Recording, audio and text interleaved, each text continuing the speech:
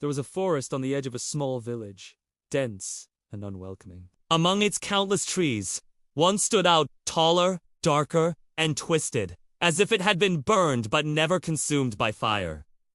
The villagers whispered that this tree was cursed. It was said to be the home of a witch, a spirit who lured the curious and the foolish. Those who entered the forest seeking answers never returned. For years, people avoided the path that led to the tree. They crossed themselves when its silhouette appeared against the sunset and warned children never to wander too close. The stories were enough to keep most away. But legends have a way of attracting those who do not believe them, and sometimes curiosity outweighs fear. John was such a man. He was new to the village, a traveler who did not fear old tales. When he first heard about the witch tree, he laughed. To him, it sounded like nothing more than superstition designed to keep villagers obedient. But as the weeks passed, he noticed the unease in their eyes whenever the subject arose. He met an old woman who had lost her son to the tree. Another villager swore he heard screams in the forest at night. The fear was too consistent to be coincidence. Something lingered there.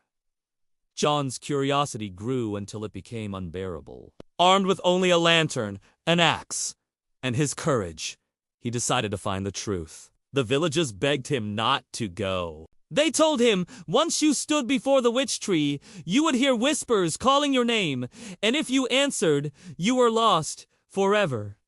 But John would not be swayed. He entered the forest one cold evening, guided only by the dim light of his lantern. The deeper he went, the quieter the world became. Birds no longer sang, and even the wind seemed to hold its breath. Then, in the distance, he saw Etha, witch tree, rising from the earth like a giant shadow, its branches stretching like claws across the sky. As he approached, the air grew heavy. His lantern flickered, though there was no breeze. He felt as if he were walking into another world, one where time stood still. And then he heard Adasoff's sweet voice calling his name.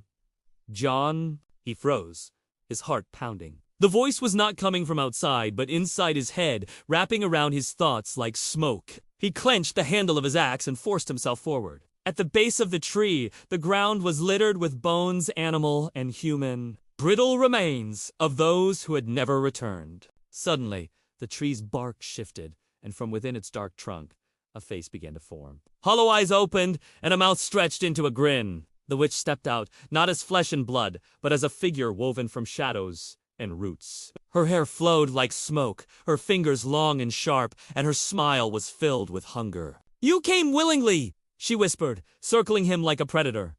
"They all do, in the end." John gripped his axe tighter. "You won't take me." The witch laughed, a sound that rattled the branches above.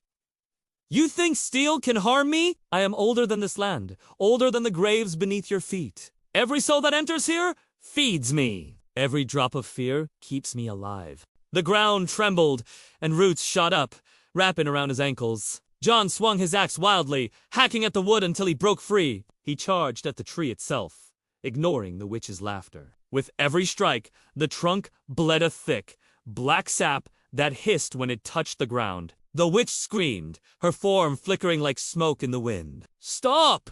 You don't know what you're doing!" But John didn't stop. He lifted the axe high and brought it down again and again, until a crack split the tree. Fire burst from within, a blinding light that burned away the shadows. The witch shrieked, her body tearing apart like mist in the sun. Her cries echoed through the forest as she dissolved into nothingness. The tree collapsed, its twisted branches crashing to the ground.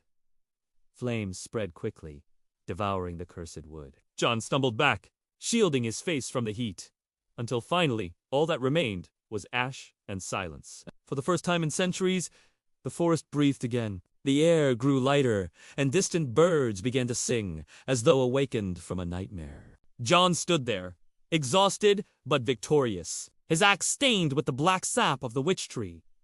When he returned to the village at dawn, the people could scarcely believe it. They had expected never to see him again. But when he told them what he had done, their fear gave way to hope. The curse was broken. The forest, once feared, would now live freely again. Yet John never forgot the witch's final words. As she faded, she had whispered something only he could hear. Even ash can root again. And sometimes, when he passed the edge of the forest, he swore he could smell smoke and hear a faint, familiar laugh carried on the wind.